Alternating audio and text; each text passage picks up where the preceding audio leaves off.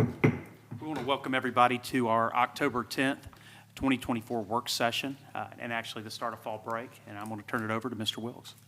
Thank you, Dr. Bauer. It's great to see all of you. Fall break and a beautiful fall day in paradise it is. We've got several things that we want to present today, Board, during the work session, and certainly entertain any thoughts. We're going to bring Mr. Matt Gray, our Chief School Financial Officer, to the podium. And Mr. Gray, if you'll let me know if you want me to click on the presentation or the narrative.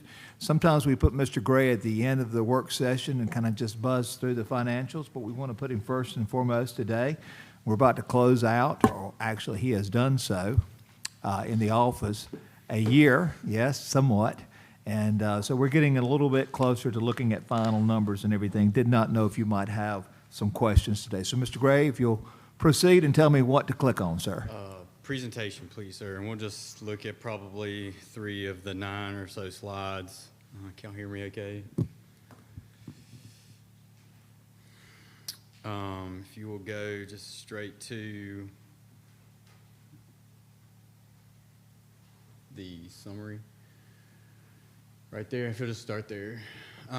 Just some things to note. Remember, this particular slide is all funds. Just kind of want to highlight where we are, revenues and expenses out on the kind of far right there under the total. For the year, and this is through August, so we still have September numbers to report, but through August, $37.4 million total revenues.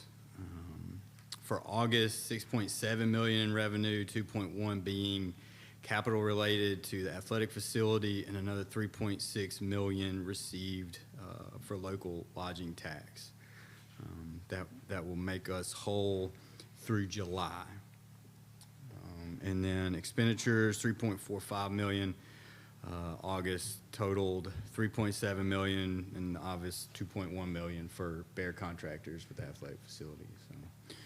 Not a whole lot to note there. You can see we're about 85 to 80% total budget. So in a very good place from a revenue and expenditure standpoint.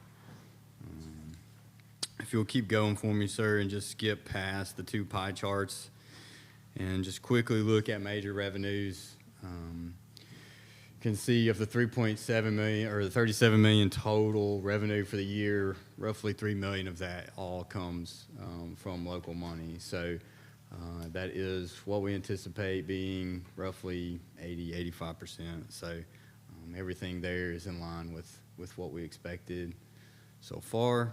And then, sir, if you'll go one more.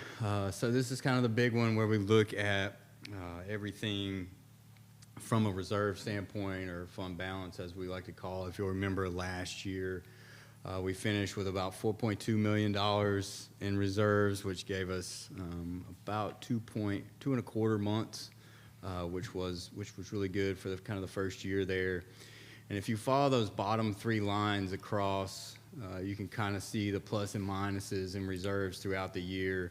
Obviously, December, January timeframe looks really good with ad valorem, and then we kind of slack off. But you'll notice back in August, when we get big payments, start getting the payments for lodgings tax, there's another big increase there. So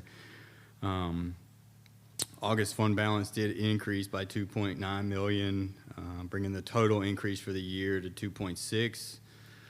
That would give us roughly that $6.9 million that you see down there for reserves to year. So what that says, with an average general fund operating expenditure right now of about $1.9 million, that gives us about 3.75 months in reserves. So we would add roughly 1.5 months to the end of the last fiscal year. And a month cost us more than it did last year. It will. So not only did we save more, but literally dollars to dollars, it's considerably more. Okay. Any questions from Mr. Gray? We'll get a September numbers next month, and that'll give us a pretty good indication of how we finish the fiscal year. Yes, sir. Great job, sir. Okay, thank you. Thank you so much.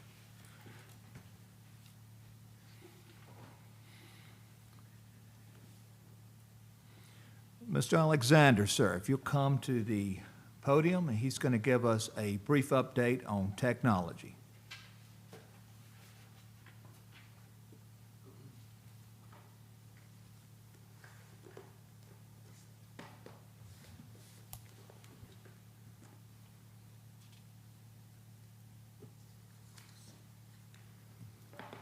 Good morning.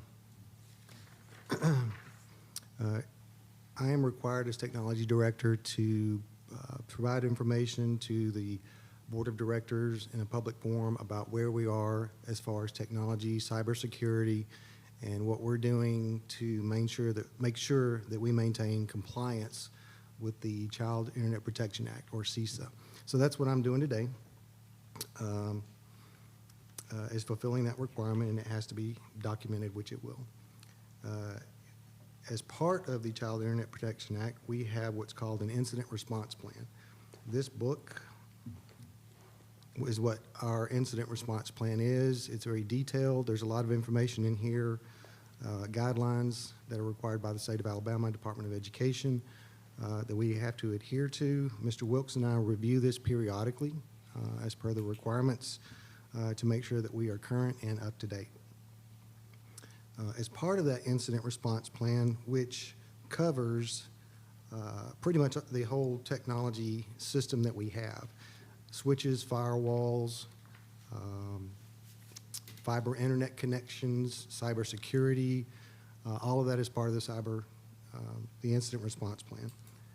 It covers what happens when if you have a breach, what happens if you have an interruption in service, like we did at the first of the school year this year, back in August. First couple of days of school, there was a major fiber optic cut for the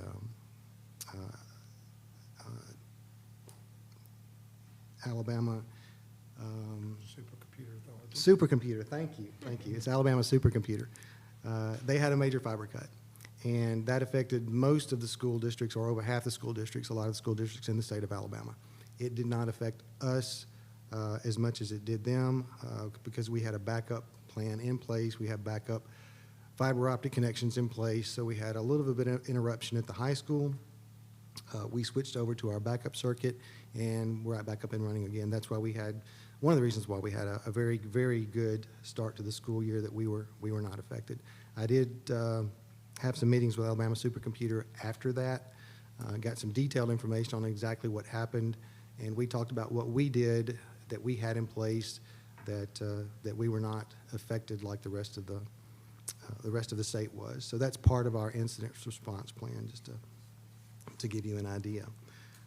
We had a network and technology infrastructure review back on May 31st.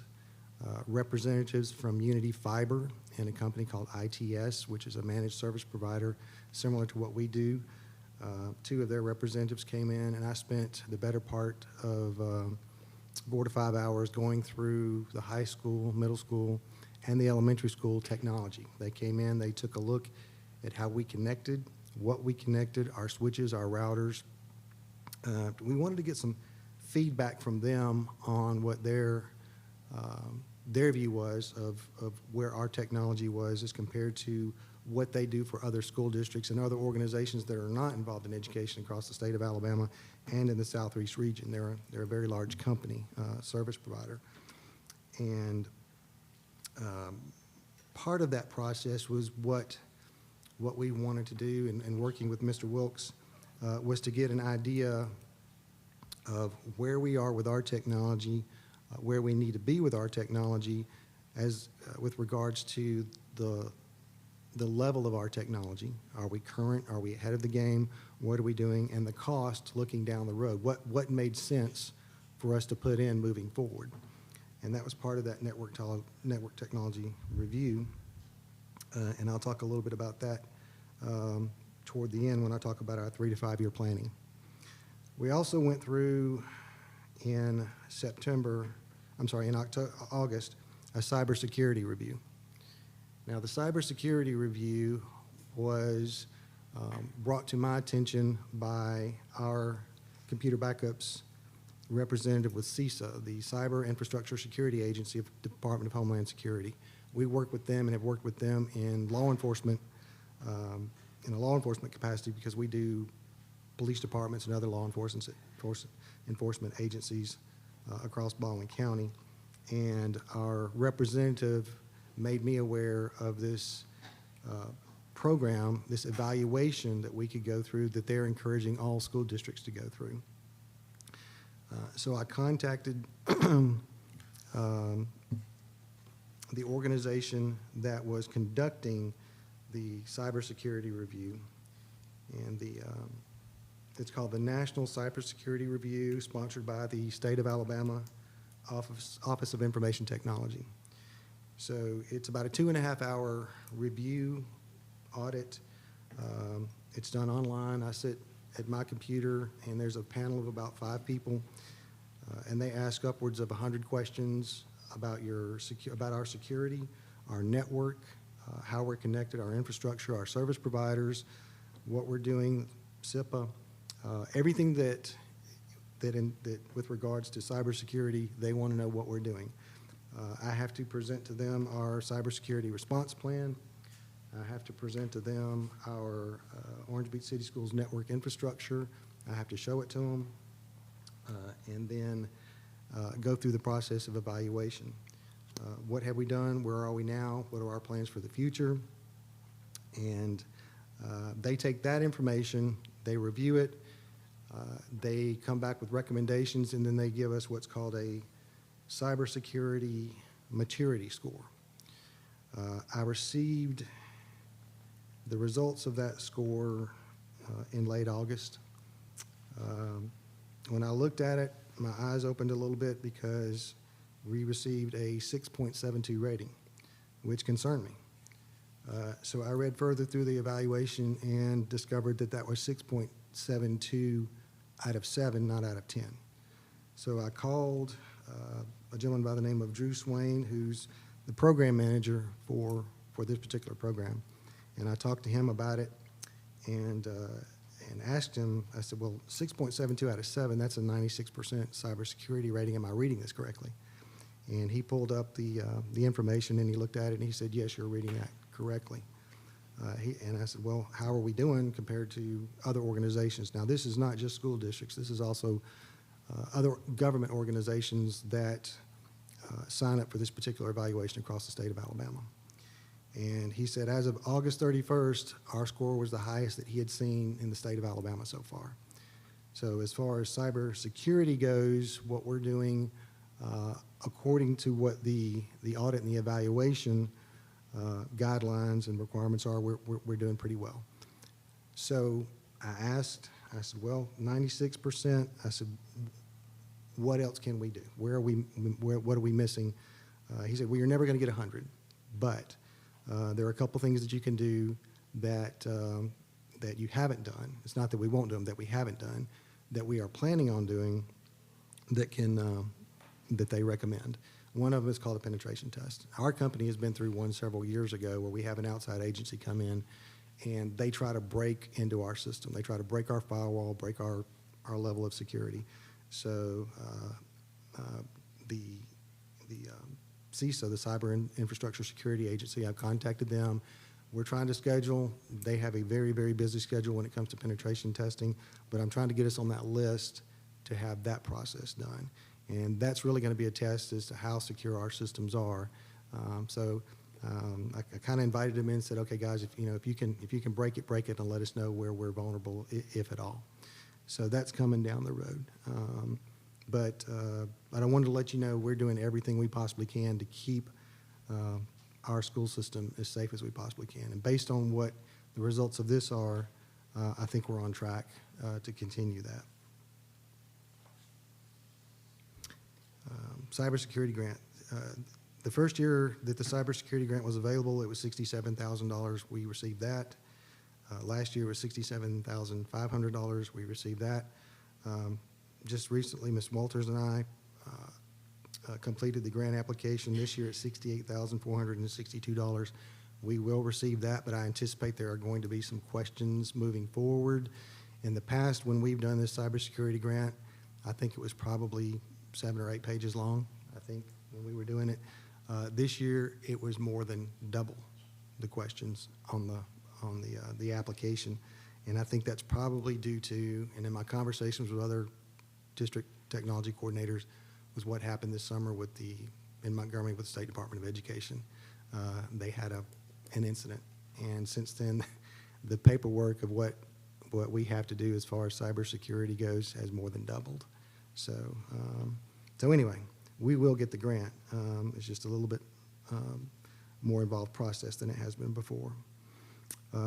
This also is new, this Cognia Technology Review, which has to be completed by April. We are in the process of completing that. We will have that completed well before April, but it is a part of the response to, these are the things that we have to do now, we have to document for our security review. Now, the 3 to 5 year planning for technology, Mr. Wilkes and I have sat down, we've talked about this. The idea has been, we've had someone come in and take a look at what we've got, the equipment that we've got, what makes sense moving forward as we add facilities, as our student and teacher and staff populations grow. As our equipment comes up to a 3 to 5 year lifespan, will we be replacing it? What makes sense? Do we need to continue with what we've got? Do we need to take a look at a different type of equipment? And the cost based on what we can get E-rate funds for and what funds are available from the state. As part of that process,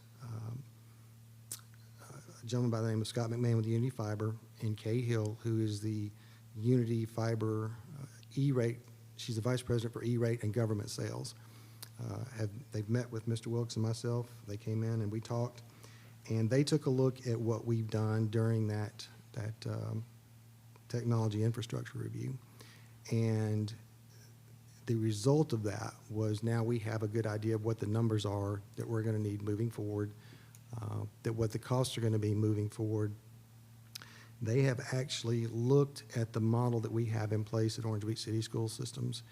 They have contacted the manufacturer that we use to put in the switches, the routers, the firewalls. We've been on a 2.5-hour webinar with the company Calyptix that does our firewall system with them and some of their cybersecurity engineers to look at what we've got in place.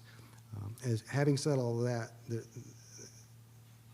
what we're doing is working with them. We're going to be partnering with them because now they are going to adopt the system or consider our model, let me put it that way, for small to medium-sized school districts and businesses moving forward. They did not have access to the company, to the equipment that the company that we have bought from to put into our school systems, and now they do. So they're going to be incorporating the switches, the routers, the firewalls that we use here in other small business and other small school districts where they are awarded the bid. I received an email message, Mr. Wilkes got a copy of it from Kay Hall, and she said, thank you for the meeting. We are now working with the manufacturer that you guys use for your equipment, and I called and talked to her about it, and she said that they are going to want to have some sort of partnership arrangement with us moving forward to work with them on the implementation of this type of equipment, this type of firewalls, because they'd never seen it before. They were used to using the model that most other large school systems and organizations use, which is a centralized technology platform. We don't use that here. We use what's called single site, which means what affects the high school does not affect the elementary school and vice versa. So if you have an internet issue at the high school, unless there's a major fiber cut coming into the island, it won't affect the elementary school. And that's not the case with the county, and that's not the case with a lot of other school districts that are centrally managed. It's not the case with Gulf Shores. I know that. I've talked with their district coordinator over there. So anyway, received an email message from Scott McMahon today. Yesterday, he sent me an email with the list of equipment that they have access to now, and wanted to make sure that it matched up with what we're using moving forward when they do bids. One of the important aspects of this is that now when we go out to look at replacing the equipment that we have in place right now, we will be able to get that equipment at a much more discounted rate because now it is on the E-rate list. So for example, if we are 80/20 and E-rate pays for 80%, we have to pay 20%. If that piece of equipment, and I'll just use round numbers, if it costs $1,000, it will now cost us $200. So that's where we are. That's basically the state of technology. Do you have any questions? I'll say bravo, first of all. And I know kind of, well, you've been kind of here since the beginning, so you know what we've gone through to get where we are today. But this is a critical part of the puzzle, so thank you. Thank you. I do have a quick question for you. So you mentioned the cybersecurity grant and that we're looking at getting it for 3 years consecutively, correct? Correct. Who's that through? I think I might have missed that. State Department. It's through the State Department? Okay. Yes, sir. So you talked a lot about the evaluation on the cybersecurity review, but the infrastructure review, how did we do on that? Well, we did very well on that. In fact, that's what I was saying. The end result of that cyberstructure review, now, it wasn't a scoring process. What it was an informational process. And as a result of that cybersecurity infrastructure review, the infrastructure that we have in place now not only answered the question, do we have a really, really good system in place that works? The company that did it is now saying, we want to use what you guys have as a model for small business and small school districts that can afford something like what we've got in place, because it is much less expensive than what, say, the county uses. And so they're saying this actually fits, this opens up a market for them that they didn't have before, using enterprise-grade equipment. And so, Yeah, I'm sorry, I'm not a technology person, but I assumed the infrastructure review that we had in May was different than the cybersecurity review that we had in August. And you talked a lot about the cybersecurity review, so I assumed that was different than, but I guess they're. no, you're correct. They are different. Okay. The cybersecurity is, Okay. what are we doing to protect everybody? Right, And right. it's very, very detailed and in-depth. And it is a scoring process. We are given an evaluation and a score on that. The infrastructure review is just having an outside agency that comes in that does this region-wide and take a look at what we've got. Are we doing it? What are we doing that we shouldn't be doing? What are we doing that we could do better? What are they doing? I ask them a lot of questions. And the end result of that is they're looking at it going, this actually works really, really well.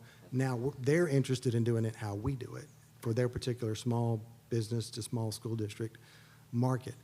We use a system, manufacturer company is called TP-Link. And they have a specific division for government, and they have one for K through 12. And when we were trying to put something together last year or year before last to put our own system in, the equipment that the county and a lot of other school districts in the state of Alabama use was not available to us. We were still trying to prove that we were a school district at that time. So we did some research at my company. What is the best that we can get that's affordable, that we can get in here as quickly as possible and get everything up and running? We chose this company's K through 12 system. We actually purchased equipment ourselves, our own equipment, and brought it in and tested it before we deployed it to the school systems to make sure that it was acceptable, up to par, reliable. So we brought that in and tested it. Now that we've got it in place, other organizations like Unity Fiber are looking at it going, this actually is pretty good for this particular market, and they're wanting to use it as a model. So cybersecurity was one evaluation, and infrastructure review was something else. But the overall big picture is, I think we're in a good place. Great, thank you. Thank you, sir, All so right, very thank you. much. We appreciate that. Thank you for that well-explained update. I'd like to move into professional learning plan at this time. Just like every certified employee in our district, I have a PLP. And of course, this is all based on the last observation, and we're working towards this. And I just want to bring up some major aspects in which we're focusing on today, and I'm going to bring some people to the microphone. And we're going to go a little bit quicker through this portion. You've seen a lot of this information already. So if there's any questions or concerns, of course, this is a great opportunity. And I'll say at this point in time, I'm going to ask Ms. Cherney, when she edits the video to put out there tomorrow, to cut this section out, because we are going to be talking about some details when it comes to school safety, okay? All right, I'm going to ask Ms. Cherney if she'll come to the microphone. We've been working on communications since the school system was created, okay? And she has put together for us a very nice plan. This plan is inclusive of everything that we do in our school system as far as communication. So, Ms. Cherney, you tell me what to click, and I'll click, okay? Yeah, you can go ahead and just click on the communications plan first. And this is just kind of the pretty version, if you will, of the other two versions of the document. The communications list is just a list, bulleted list of everything that we have going on communications-wise, and then the database is actually our record of how we are communicating that. So every newsletter, slide deck, you name it, is kept in there, as well as evidence of all the ways that we communicate. But went through the strategic plan, the board policy, to make sure that we were addressing all of those areas. We labeled the audiences, all the different people we communicate with on a regular basis, just to kind of make sure that those are kept in mind when establishing the strategies. Keep scrolling. I have this communication methods chart. So in the event of these instances, how will we push that information out, and how can people expect to be notified? And then this is really the meat and potatoes, if you will, of this document. It is broken down by student, staff, board, and community members. How are we communicating with our audiences, and a description of exactly what those are. And then again, the actual evidence of that lives in the communications information base. But yes.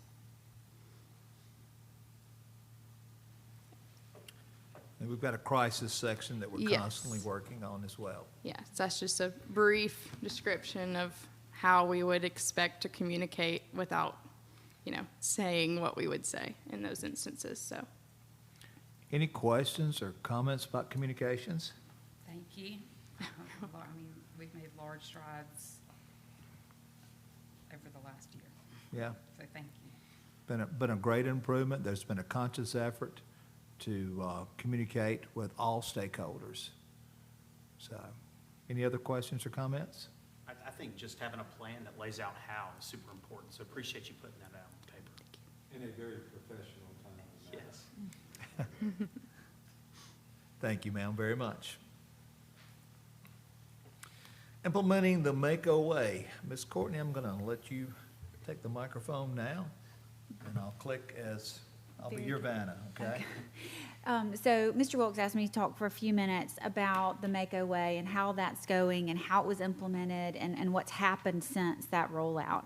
And so really, to go back to the implementation part of it, we had three main objectives for doing this. The first was internalizing the values of our mission statement. You guys worked tirelessly on putting together that mission statement to really be the lens through which we would make the decisions for our school system. But as we walked through the halls, all of our students, all of our teachers, our leadership, we couldn't articulate that in a cohesive manner. And so we wanted to create something that we all were able to get behind, to understand what we were doing, to have that lens. Secondly, we recognize the importance of unity of purpose. When we all get together and we all work toward implementing these values, toward implementing our mission statement, we can accomplish incredible things. And so we wanted to be able to pull that ownership for all of our stakeholders together. And third is recognizing who those stakeholders are.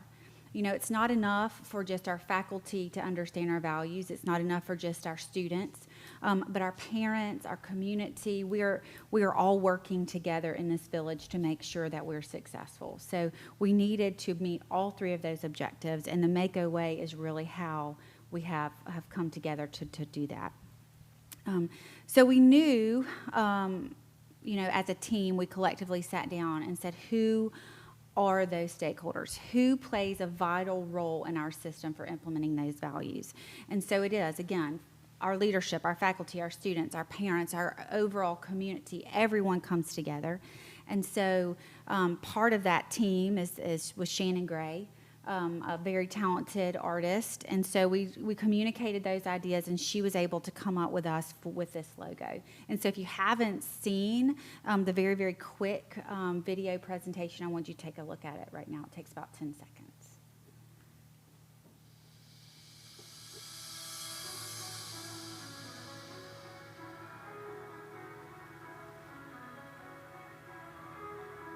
The beach and waves recommend, that all represent our community and how all of those things come together. The pass is really an iconic symbol for our community. We've used it in several ways. Mr. Wilkes has used it in our strategic plan. It represents for us in the strategic plan moving forward, and it also serves as a beacon for those who want to come in. And so I think that visual representation, the pass, the beach, that foundation is our community. And then it all comes together inside that Mako. And so I think that logo really epitomizes what we set out to do. And so we went to the launch, and that's how we thought we would be able to build that ownership. So part of that was rolling out the Mako Way, those values, those ideas, to our faculty, to our staff, and to our students. Building that ownership was one of the most awesome things to be part of. We broke out during Institute, and all of our teachers met in small groups and talked about what those values meant and how they could then implement and model those in all levels of our school. And so from there, we rolled it out to our students. Mr. Wilkes met with SGA leadership. Ms. Law has done an incredible job meeting with her students. And I really do think that our students now understand the Mako Way. Even at the tailgate, we had a grade that used that as their theme of Mako Way. Those cookies were amazing. So you can see that the launch was successful and it's rolling out. And so it's turning into that action.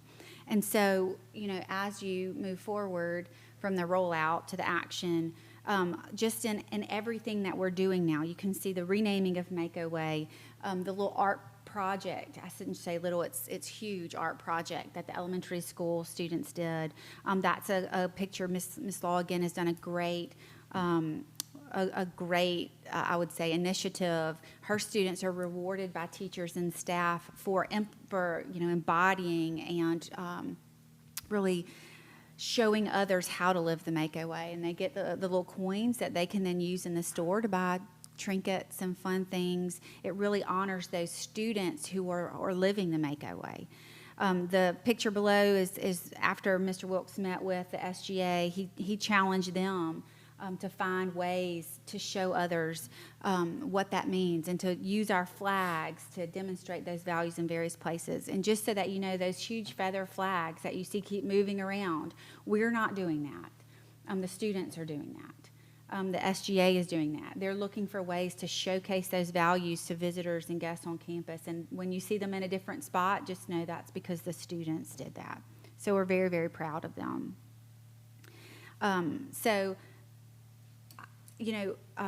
This and several of the members of our team has really been a personal investment because this is the opportunity to build the foundation, those values, to really show everyone who we are as Makos. And I could not be more proud of this initiative. So when you see that logo, just know that this is what it represents, and it's bigger than any one person. So I'll leave you with that little part of the video.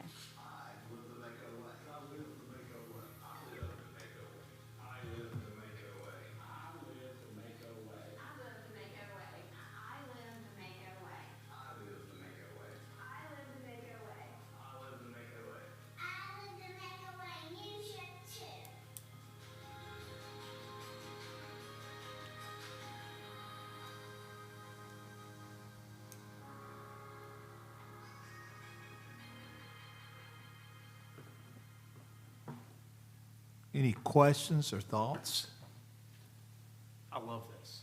I love everything about it. Every time I pass those feather banners coming out of my neighborhood, I think about that all the time, is that how do you take thoughts and turn them into action?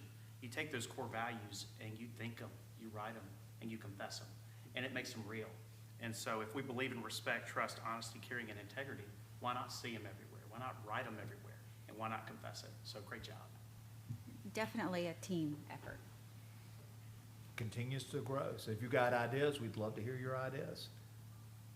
So after the teachers met at Institute, like what kinds of things did they talk about the values and what did you do with all that information? We're slowly but surely implementing several of those ideas. One, defining those. You know, what does it mean to each individual? How can we demonstrate that in everything that we do? So, doesn't always just come up necessarily in discipline hearings and so forth, but those are some obvious ways. You know, I should have put the pledge on there. So we met, all 165 school system employees met, defined them. Mr. Gray was instrumental in helping to cull those down. Then we met in small groups and we condensed all 165 into a very small pledge, which I should have put in the work session. But so you'll see that they came up with lots of different ways that they've already seen. The pledges are hanging in a good number of the classrooms. Again, Ms. Law and her team have gone back and decided that it was a great idea for students to have that coin incentive. So we're seeing different things, and I think that one of the great things that I see is the email taglines all the time. Teachers are sending things, and at the end it says, you know, live the Mako way. We live the Mako way. You're seeing it more and more. So a lot of those ideas are coming out of Institute. Red Ribbon Week, you may see some bracelets. The best promotion that you can do for yourself is self-promotion. And the best branding you can do for yourself is self-branding, when you can put yourself out there in a way that's kind of different from what's around you. And so, I think that the Mako way, I think drug testing, I think test scores, I think all those things together, we're starting to form our brand. And so, yeah, I can live to that brand. Good. All right. Thank you, guys. The last thing, and I will not talk more about what Mr. Alexander's already shared, but there'll be a technology plan that's also as part of the PLP there. Do you have any questions about the professional learning plan, where we're headed with that? Are you all good with that? We just need to move on, and now, strategic plan, all those goals, everything else is still in place.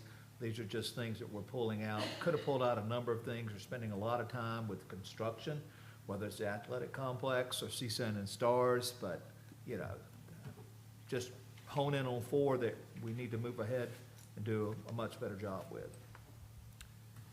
So, sir, that's all I have. There are no public comments for this, and So we'll start back in 5 minutes. All right, so this will adjourn our work session. Hey, everybody, if you go ahead and have your seat for me. Hey, sorry about that. I appreciate everybody being with us for our October 10th Orange Beach Board of Education board meeting.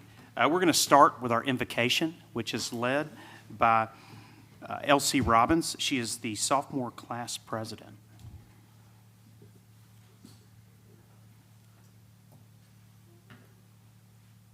Okay, I'm going to start with a prayer.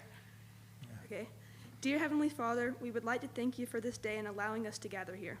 We'd like to pray that you keep your hand on all of these affected by the recent hurricanes and continue to heal and give strength to Caden and his family during this road to recovery. Thank you for all the blessings for Orange Beach. And please continue to guide us, watch over us, and protect us. In Jesus' name, amen. Amen. Thank you, Elsie. We're going to call the meeting to order. If you'll stand with me right now for the Pledge of Allegiance. This will be led by freshman class treasurer, J-Mo Moss. I pledge allegiance to the flag of the United States of America and to the republic for which it stands, one nation, under God, indivisible, with liberty and justice for all. Thank you both. Actually, would you both just join me back up at the podium? we're so very proud to have you guys today. And let me mention, this is their day off. don't it look extremely nice? And, you know, they'd probably rather be on fall vacation, but they chose to be with us today. Elsie, tell us a little bit about yourself. Tell us, sophomore, 10th grade. Tell us what you like to do inside of the school day, if you don't mind, please. Okay, me personally, I just like to socialize. Okay. I told my granddaughter last night at dinner there was more to school than socialization. She's only 6. And then also, just like, I like the schedule, just to like be doing something throughout the day. Got a favorite class? The math teacher's obviously here, right? No? Yeah. I like all of them. Yes, sir. Oh, that's so when you graduate, you want to be a politician, is what I just heard you say. Yeah, well, very good. What do you like to do for fun? Extracurricular, co-curricular? Sports. I play softball and basketball. And then I also play for a travel softball team where we're traveling about every single weekend. Yeah, so you're busy all the time. Yes, sir. Very good. And let's bring to the microphone J-Mo. Tell us a little bit about yourself, please.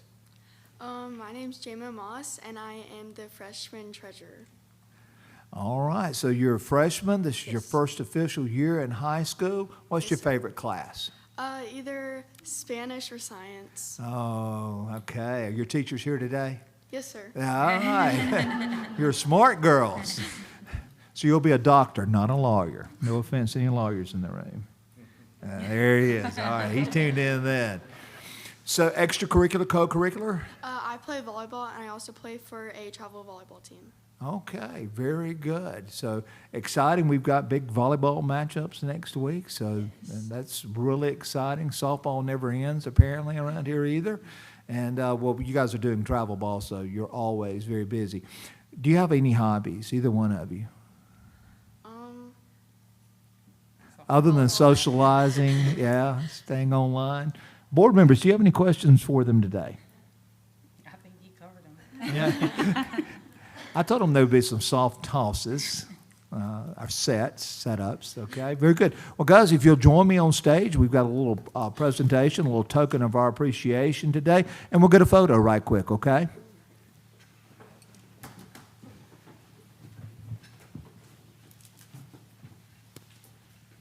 Elsie, if you'll go all the way down and center yourself on that big, wonderful silver agenda, if you'll follow suit.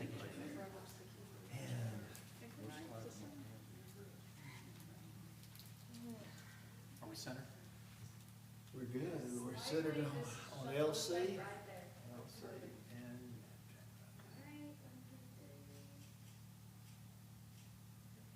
thank you guys so very much for being here today. Thanks for spending an hour. Thank you. You're free to enjoy your fall break. See you guys tonight at the game, perhaps, or something like that. Student section rocks. Is there a particular theme tonight so I'll know how to dress? I had my tool belt last week and I didn't get invited to join you. The theme is camo tonight. Its theme is what? Camo. Camo, but we won't be able to see you. I know, stale, bad. Dad joke. That's a way to get in the game free, right? McKinney would be proud. I He know. would be.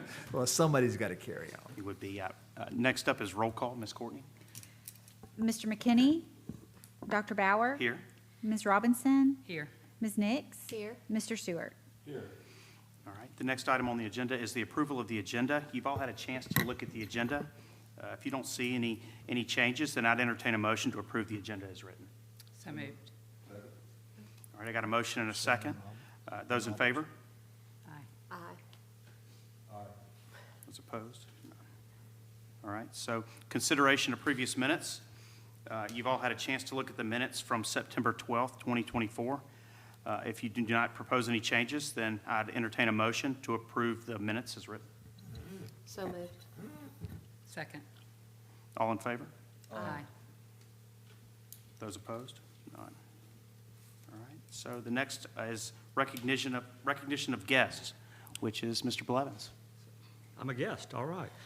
Want to welcome, of course, besides our regulars and family here, we also want to welcome Misty Payne with us, and Jennifer Brownlee, and Mr. Trey Sullivan. Thank you very much for being with us, in addition to our teachers. Thank you, Mr. Blevins. All right, public comments? We have no public comments today. Okay, so no public comments. Moving on to announcements, Mr. Wilkes. A little bit of a theme today. We're going to recognize our AP scores from this past year. We're getting all types of accolades in. Mr. Shaw had to leave us today to go back for some professional development. We recently received notice that we are once again an A-plus school of distinction. We'll be recognized at the state board meeting on November the 14th, and we have met our goal now for 2 consecutive years. We have 133 students that are going to receive a $100 gift card from A-plus College Ready.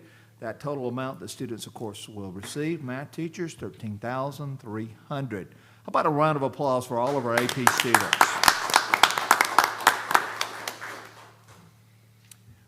In addition to that, AP School Honor Roll, our middle high school has earned the AP School Honor Roll for the 23-24 school year. This, too, is the second consecutive year that we have achieved the bronze status. Another round of applause, please. And somewhat tied and connected to all of this is our College and Career Readiness Grant that Ms. Courtney wrote back a few weeks ago. We received notice that we will receive $65,000.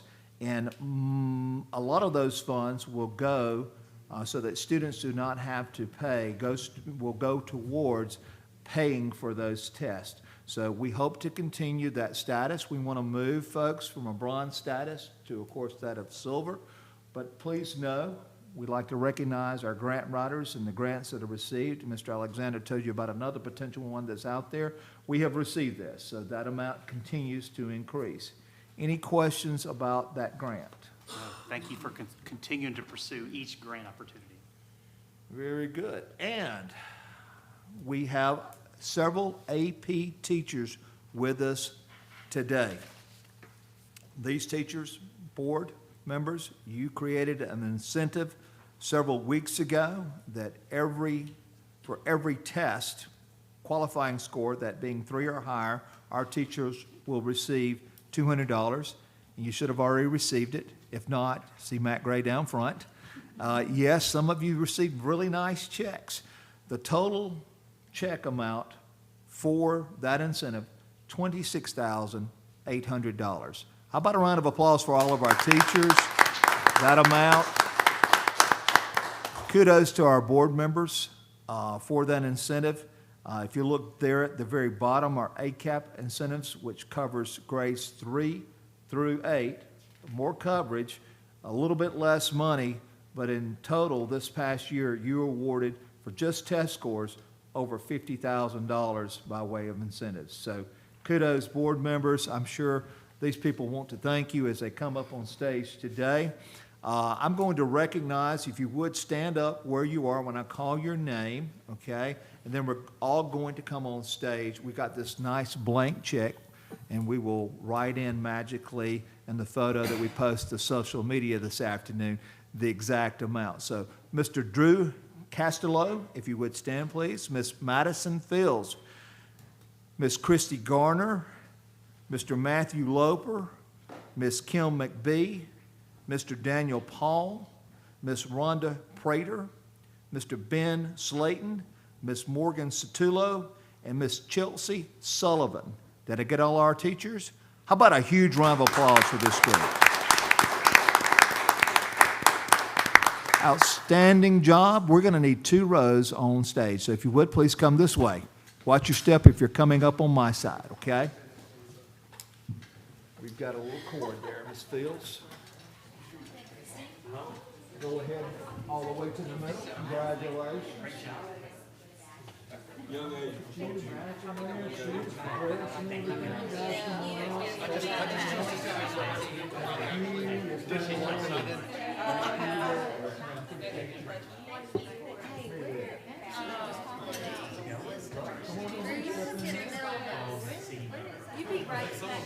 Miss Fields, Ms. McBee, you gotta step up and give us a first row. You gotta go to the first row. There you go. Ms. Prater, you step up on the front row. Ms. Warren, I'm gonna ask you to step up between Ms. Prater right there. Very good. Now look at you, you get to come up here and hold that. You know, kind of hold it, I know, because those are just counters. I want to see this. Just, all right. Good. Mr. Stewart, we got you in over there, sir. Tell us, Mr. She's got that wide angle. Either Mr. Castillo or Mr. Slayton can come to this side to even it out. Come on over here, Mr. Slayton. Stand here. There you go, buddy. In there. We got the check, turn right side up. Yes, it is. All right, ready, 1, 2, 3. All right, thank you guys so very much. Go enjoy some lunch now. Yes, ma'am. Too big for the drive-through. Thank you, guys. I know that was a lot of effort. We appreciate it so much. Yes, yes, I'd love to see the list of the students. Good job, thank you. It doesn't say what those are. I mean, it's just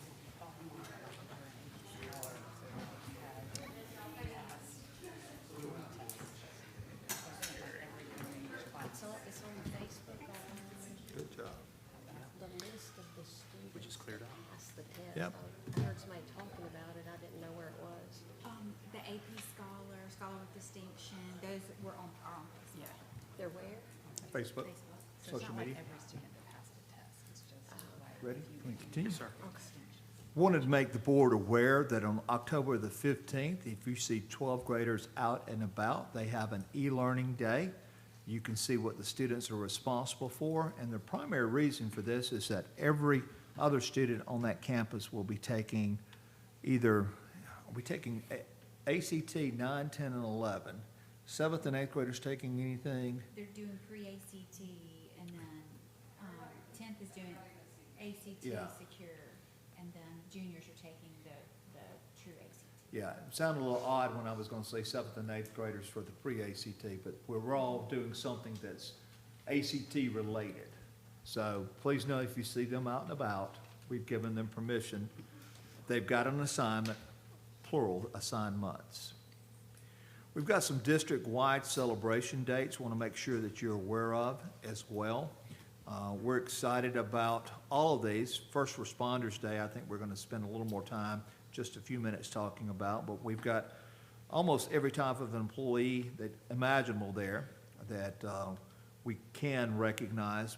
From the office, though, we typically recognize all employees in the month of May. So if you don't see something particularly from central office out there, some schools are at liberty to do whatever they want to honor their people. We try to hold off and do that in the month of May. We'll probably put some stuff on social media, but as far as just having a day set aside, we'll wait till May. Any question about those dates? And there may be some that we missed. We're excited about First Responders Appreciation Lunch. I think you guys have already received some notice of this, and maybe you've got a list going around, and depending on who's on that shift, they get a wonderful meal in our cafeteria. We're excited about that opportunity to bring them in, the men and women that are serving around our city, and honor them on that day. Any more that I need to add to that, other than the flyer and so forth?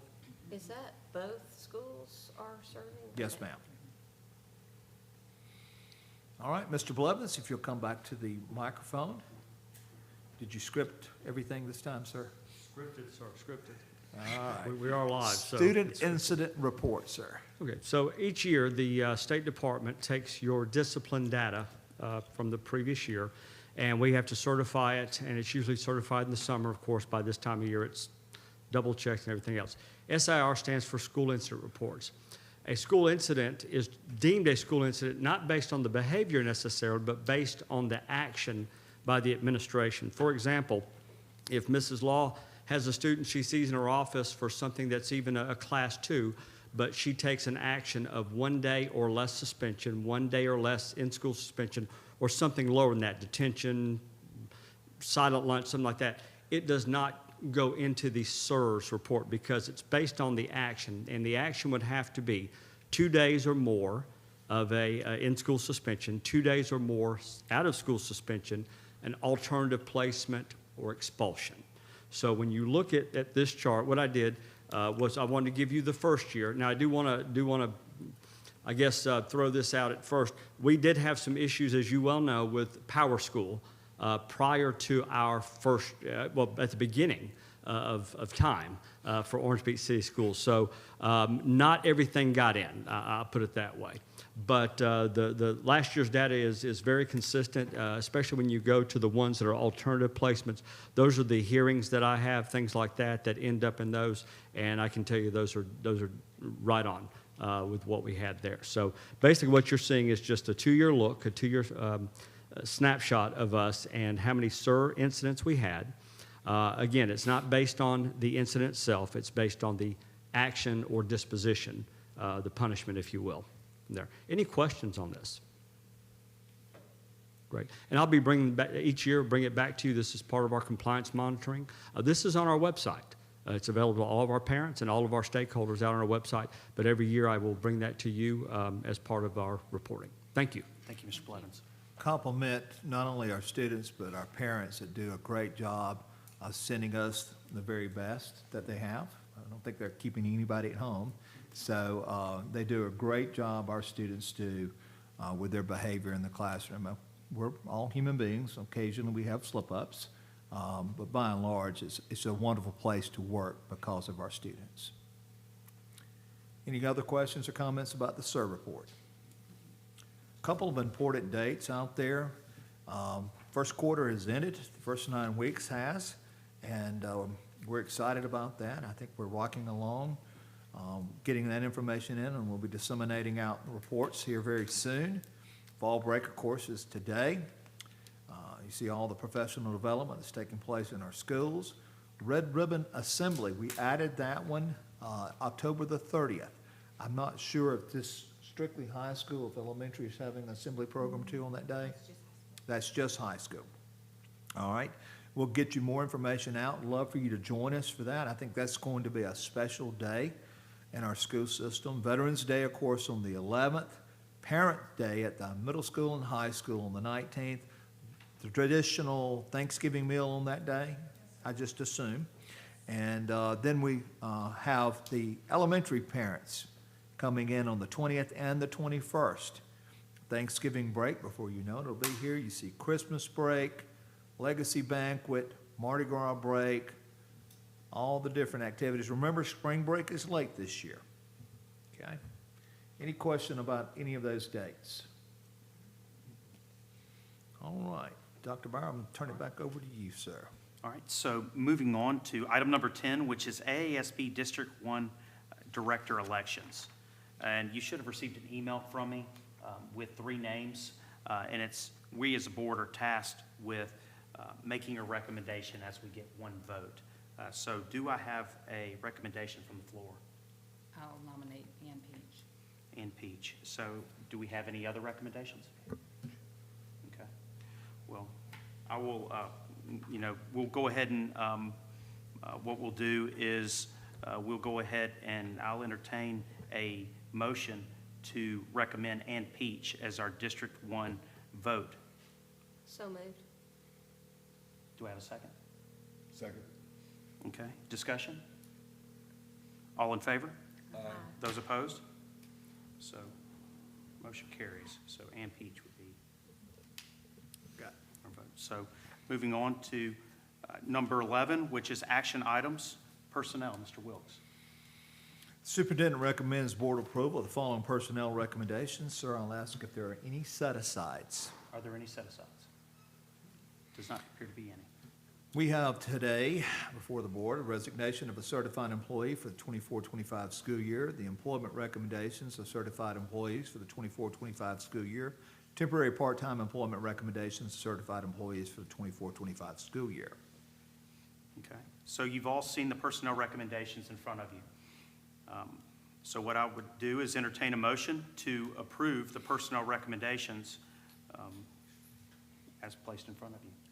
So moved. Second. Discussion? All in favor? Aye. Those opposed? All right, motion carries.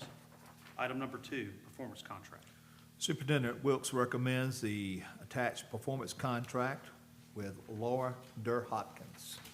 Okay, you've all had a chance to look at the performance contract before you. If everybody has looked at that, I would entertain a motion to approve the performance contract. So moved. Second. Okay, I have a motion and a second. Discussion? Yeah, I mean,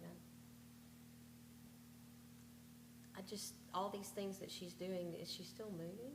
She's already there, and she actually electronically joined us in a meeting Monday or Yeah. Tuesday.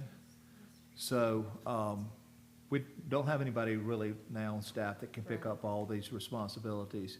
She made this recommendation not long after she determined that they had to move, probably been 3 or 4 weeks ago.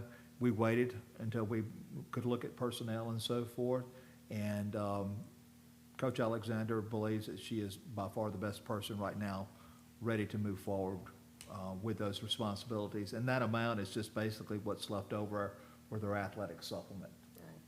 So she'll continue the same duties, basically, other than she just won't be on site. Right, okay. All right, so we haven't voted yet. So all in favor? Aye. Those opposed? Motion carries. All right, item number 3, which is financial statement and bank reconciliations. The superintendent recommends that the board approve the attached financial statements.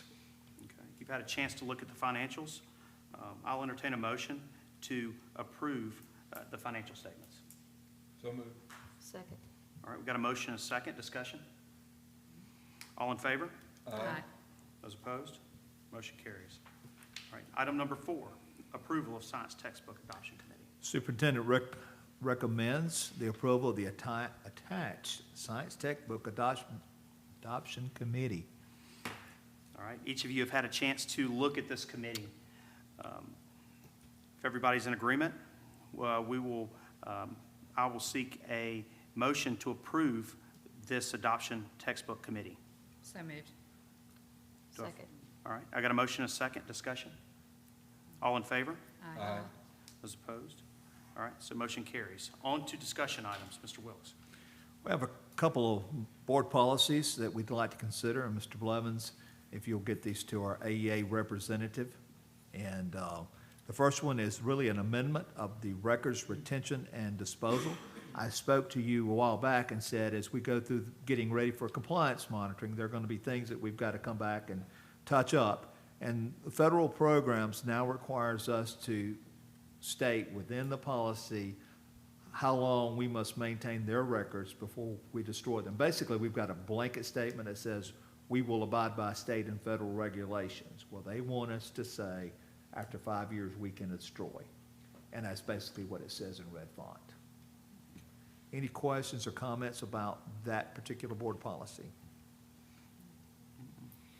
Okay, and then the next board policy, if I can find my sheet. Where did it go?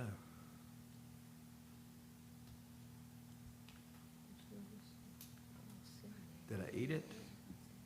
I hope I didn't. Disappeared. I may have. Nope, there it is. It's got to be behind this one. My apologies. Phew, scared me for a moment. Well, now it's going to go back and do something. Procurement. Federal programs ask that we have a procurement policy. They distinguish within compliance monitoring what the difference between a procedure and a policy is. In our accounting manual, we've had a procurement procedure. They want us to have a policy. So this is the recommended policy that pretty much mimics what we've already been doing. It's very general in terms. Basically, no one person sees a procurement by themselves all the way through that process. There is a system of check and balances within. Any questions or concerns about that? And of course, it mentions ethics, laws, and so forth. All right, that was one discussion item. If we're ready to move on to the second discussion item, I sent you a text this morning saying that perhaps we could look at a date for a retreat with the city council, just so that we can touch base. I think we agreed to maybe try this once a quarter or once every so often and so forth, and I don't want us to get into the Christmas season, holiday season too far without getting something on the books. Just as you look at your calendars, know that they're accustomed to meeting on Tuesdays. So I didn't know if you had a Tuesday out there in the future. Of course, that's a work day for everybody. And, but if that doesn't work, we can go with another day and roll those dates out to them as well. We had looked at the 12th of November. I don't know how that looks on your calendar, just throwing that date out, unless you've got some dates you want us to look at. Okay. What time would you be thinking? I'd like to do the morning if we could. Ms. Nix, how does that work? Yeah, I'm finished tutoring at 8:30, so. I've asked for us to host at central office, maybe 9 o'clock that morning? 10? I don't think, right now, I don't, not 100%, but I'm 90% sure I won't be there, like, the 11th to the 22nd. Well, let's back it up a week. What does November the 5th look like? That's the That's election day, Yeah, but, Well, I mean, but everybody can still cast their vote and still get. I gotta be here to vote. yeah, I'll just tell you that, I have a grandbaby due in November uh-huh, in Texas, so, just know ahead, just in yeah, case. absolutely. Yeah, Well, I due think date's we've, 23rd, but, as we continue to work through the next couple of days, correspondence will kind of gather together an agenda. And I'm sure you've got some things on the frontal lobe that you think might be agenda worthy already. Certainly want you there to have that discussion. Shall we tentatively shoot for the 5th then? that sounds good. Like I said, no. Okay. Not a good day. The 29th. 29th? Of October. Isn't it? Yeah, the council may be doing, out and about doing.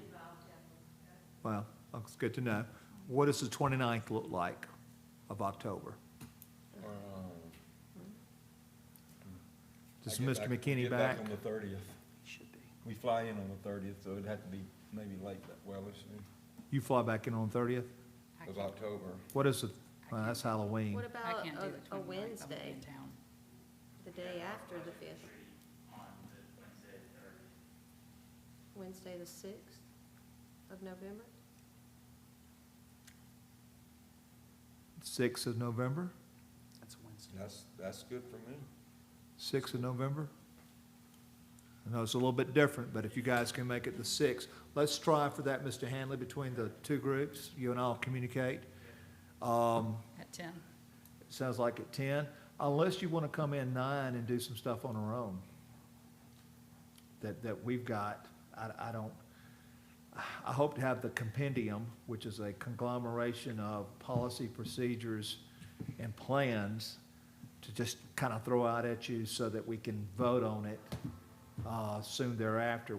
I'm hoping, Ms. Burleson, I'm looking around the room, it's mostly us that have got to, you know, we've got a pretty good grasp of what is required for compliance, and what we're trying to do is give you, at last board meeting, I gave you a couple of plans. Well, the deeper I've dug, I've got to have more plans. And so we're putting everything in one compendium for you to peruse and approve at one time.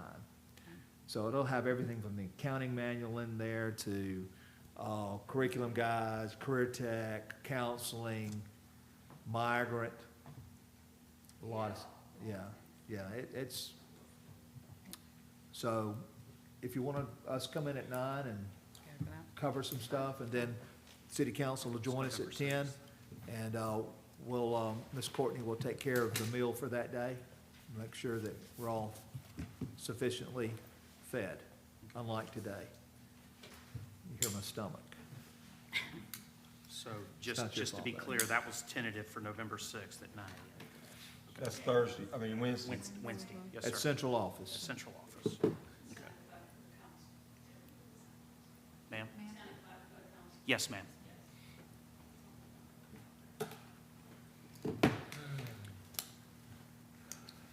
All right, so we're good to move on? Executive session.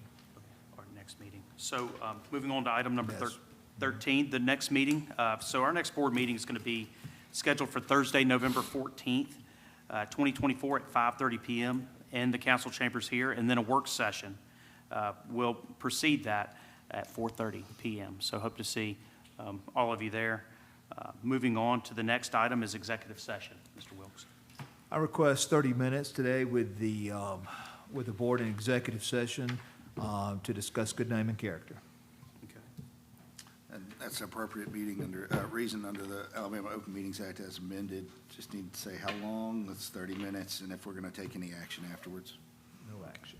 Okay, No action. so we won't take any action afterwards. I'll take a motion and a second to enter into executive session. So moved. Second. All in favor? You have to do a roll call. Oh, yeah, we got to do a roll call. Thank you. Mr. McKinney, Dr. Bauer, Yes. Lisa Nix, Yes. Shannon Robinson, Yes. Robert Stewart. Yes. All right. Ms. Long, Mr. Blevins, Ms. Burleson, if you'll stay with me, please. Thank you all for being with us today.